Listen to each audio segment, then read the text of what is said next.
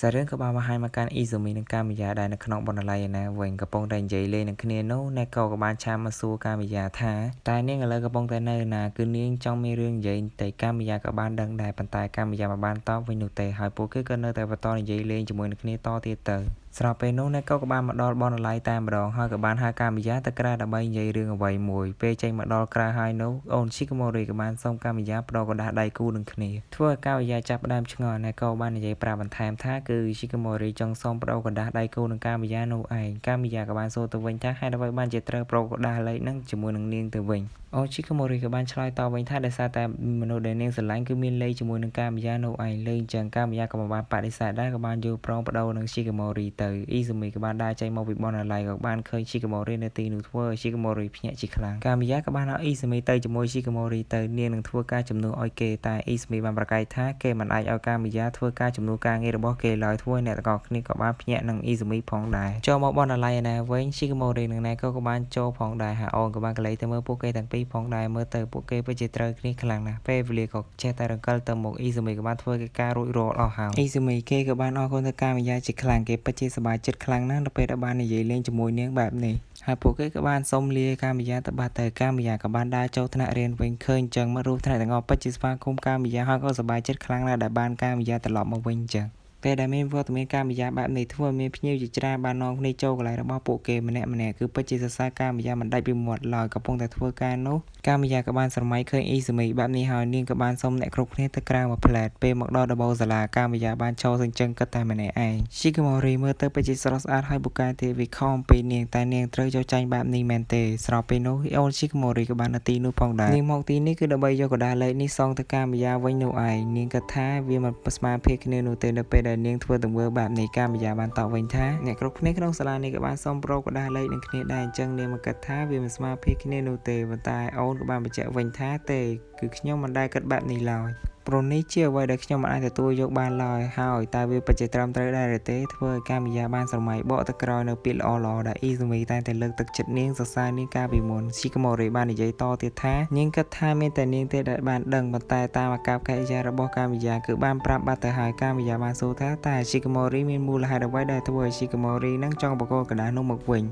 តាឈីកាម៉ូរីនឹងអត់ខ្លាចឬក៏ប្រច័ណ្ឌទេមែននៅពេលដែលនាងចូលទៅចិត្តអ៊ីស៊ូមីបែបនេះឈីកាម៉ូរីថាទេនាងគឺមិនបំពេញច្បាប់ដែលគេបានដាក់ឲ្យនោះទេនាងគឺជឿជាក់ថាប្រសិនបើកាមីយ៉ាបានលួចស្រឡាញ់មនុស្សដែលនាងស្រឡាញ់ដែរនោះមិនមានន័យថាកាមីយ៉ាគឺជាមនុស្សអាក្រក់ឡើយប្រសិនបើកាមីយ៉ាឯងពិតជាគ្មានអារម្មណ៍អ្វីទាំងអស់នៅពេលដែលគេបកគោលកណ្ដាស់នេះឲ្យខ្ញុំក៏មិនប្រកាន់ដែរប៉ុន្តែខ្ញុំនឹងធ្វើឲ្យអ្នកឈឺចាប់នៅចំពោះមុខការកុហករបស់គេខ្លួនឯងតែវាស្មើភាពគ្នាដែរឬទេកាមីយ៉ាបានសួរបញ្ជាក់ថាតែឈីកាម៉ូរីប្រកាសទេព្រោះថានៅពេលនេះគេកំពុងតែជួយសត្រូវរបស់គេហើយឈីកាម៉ូរីក៏បានតបវិញថាវាពិតជាអញ្ចឹងហើយខ្ញុំគឺបានដឹងវារួចទៅហើយខ្ញុំជឿជាក់ថាអ៊ីស៊ូមីនឹងនៅតែជាអ៊ីស៊ូមីដែលខ្ញុំធ្លាប់ស្គាល់ពីមុនកាមីយ៉ាក៏បានញញឹមឡើងរួចក៏បាននិយាយឡើងថាខ្ញុំពិតជាអរគុណខ្លាំងណាស់ប៉ុន្តែខ្ញុំលែងត្រូវការវាតទៀតហើយវាគ្រាន់តែជាសន្លឹកកណ្ដាស់តូចមួយសម្រាប់តែខ្ញុំតែប៉ុណ្ណោះអញ្ចឹងគេមិនចាំបាច់ខ្វល់ខ្វាយខ្ញុំទៀតទេខ្ញុំគឺមិនមានគោលបំណងក្នុងការប្រាប់រឿងនេះទៅអ៊ីស៊ូមីឡើយហើយខ្ញុំក៏មិនចង់បង្ហាញឲ្យអ្នកគ្រប់គ្នាបានដឹងអំពីរឿងនេះផងដែរខ្ញុំគឺធ្វើរឿងអាក្រក់ច្រើនពេកទៅហើយអញ្ចឹងខ្ញុំមិនចង់ឲ្យនាងមកខកខ្វាយពីរឿងនោះតទៀតទេសុំទោសឲ្យខ្ញុំសុំទោ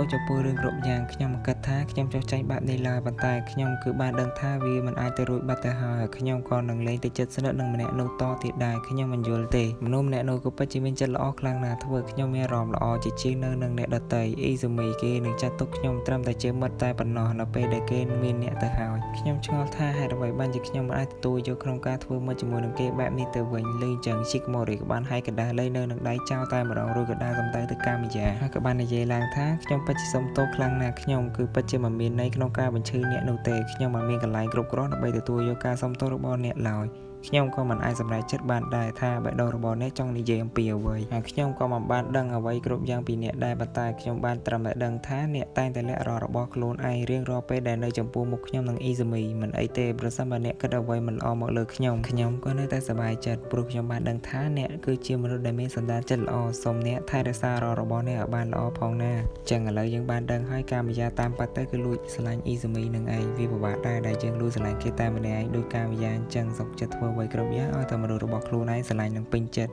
តែបកមកវិញបែរជាសង្ងំលាក់អារម្មណ៍របស់ខ្លួនទៅវិញមានអារម្មណ៍ថាអាណិតកាមីយ៉ាដែរអញ្ចឹងយើងបញ្ចូលទៅរឿងរបស់យើងវិញកាមីយ៉ានៅពេលនេះក៏បានធូរស្រាលហើយកាមីយ៉ាក៏បានសួរទៅស៊ីកាម៉ូរីថាអត់ទៅរកអ៊ីស៊ូមីទេមែនប្រហែលជាពេលនេះអ៊ីស៊ូមីអាចនឹងយំរកអូនផងក៏មិនដឹងធ្វើអូនស៊ីកាម៉ូរីក៏បានភ្ញាក់តិចផងដែរហើយអូនក៏បានសុំលាកាមីយ៉ាចាក់ចេញទៅបាត់ទៅកាមីយ៉ាក៏បាននិយាយឡើងថាពេលវេលាយូរប៉ុណ្ណាហើយដែលនាងបានយំនៅចំពោះមុខមនុស្សណាម្នាក់បែបនេះគិតទៅស៊ីកាម៉ូរីពិតជានារីដ៏អស្ចារ្យណាស់នាងពិតជារីករាយណាស់ដែលអ៊ីស៊ូមីមានមិត្តស្រីបែបនេះសង្ឃឹមថាអ្នកទាំងពីរនឹងសប្បាយរីករាយទៅចុះថ្ងៃនេះគឺជាថ្ងៃចុងក្រោយនៃថ្ងៃបុណ្យរបស់សាលាហើយថ្ងៃនេះដែរក៏ជាថ្ងៃខួបកំណើតរបស់ Shikimori ដែរពួកគេមិនអាចអបអរវាកាលពីឆ្នាំមុនព្រោះថាវាយឺតពេកសម្រាប់ឲ្យគេបានដឹងមុនហើយមុននឹងតិច Izumi ក៏បានទៅហាងមួយកន្លែងដើម្បីទិញកាដូឲ្យអូន Shikimori តែគេមិនដឹងគួរទិញអ្វីឡើយអ្នកលក់ក៏បានណែនាំកាដូមួយនោះមកកាន់គេអញ្ចឹងគេនឹងយកកាដូនេះទៅជូនអូនក្នុងឆ្នាំនេះយប់ឡើងអ្នកទាំងអស់គ្នាក៏បានមកជួបជុំគ្នាអបអរសាទរការបញ្ចប់របស់កម្មវិធីសាលា Izumi នៅពេលនោះឡើងវល់ពេញនឹងអស់ហើយ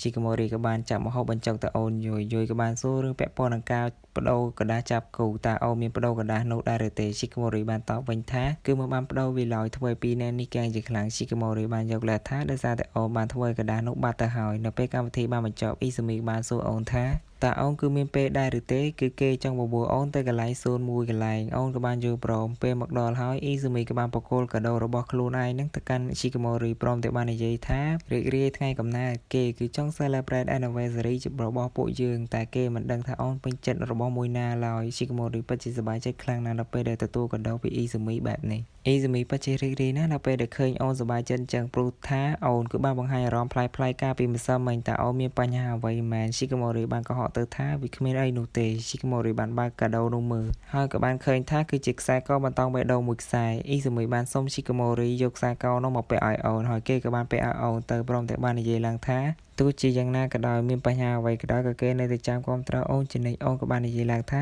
Izumi គេនៅតែមកផ្លាស់ប្ដូរឡើយក៏ព្រោះតែអ្នកគ្រប់គ្នាបានចាប់ផ្ដើមឃើញអំពីវាអូនគួរតែសប្បាយចិត្តក៏ប៉ុន្តែអូនក៏មានបញ្ហាថាខ្លាចគេនឹងចាក់ចេញឆ្ងាយពីអូនបានដឹងថាគេប្រកាសជាឆ្ងល់ហើយតែអូនកំពុងនិយាយអំពីអ្វីតែអូនសុំរឿងមួយសុំកុំឲ្យវាផ្លាស់ប្ដូរចេញពីគេអីសុំឲ្យគេនៅតែជាគេផងទៅចុះ Izumi បានសួរថាតើអូនអត់ជឿជាក់លើគេទេមែន Shikimori បានតបវិញយ៉ាងលឿនថាមិនមែនអញ្ចឹងនោះទេប៉ុន្តែ Izumi បាននិយាយកាត់ថាអូនគឺបាននិយាយថាគេមកផ្លាស់ប្ដូរប៉ុន្តែគេគិតថាគេគួរតែផ្លាស់ប្ដូរវាហើយមានចាំទេកាលពីមួយឆ្នាំមុនអូនគឺបានផ្លាស់ប្ដូរគេប៉ុន្តែវានៅតែមិនគ្រប់គ្រាន់ប្រសិនបើអូនមិនមានអារម្មណ៍ស្រួលនឹងគេនឹងធ្វើឲ្យខ្លួនឯងកាន់តែរឹងមាំគេក៏បានដឹងដែរថាគឺមិនមានអ្វីពិសេសដូចអូនឡើយប៉ុន្តែគេគឺចង់រឹងមាំជាងមុនពេលនោះហើយគេអាចនឹងធ្វើឲ្យអូនមានអារម្មណ៍ធូរស្រាលដោយដែលគេទុកចិត្តទៅលើអូនហើយអាចធ្វើឲ្យអូនសប្បាយចិត្តនៅពេលដែលនៅក្បែរគេបានទៀតផង Shikimori ក៏បានយំតែម្ដងធ្វើឲ្យ Izumi កាំងជាខ្លាំង Izumi ក៏បានយកកសែងទៅជួទឹកភ្នែករបស់អូនចេញអូន Shikimori ក៏បានចាប់តែមុខរបស់ Izumi ឡើងទោះបីជាមនុស្សដែលបង្ហាញខ្លួននោះមានចិត្តល្អនិងស្រស់ស្អាតយ៉ាងណាក៏ដោយអូននឹងមិនឲ្យគេទៅណាឬក៏ចាក់ចេញពីអូនឡើយគឺអូនពិតជាស្រឡាញ់គេខ្លាំងណាស់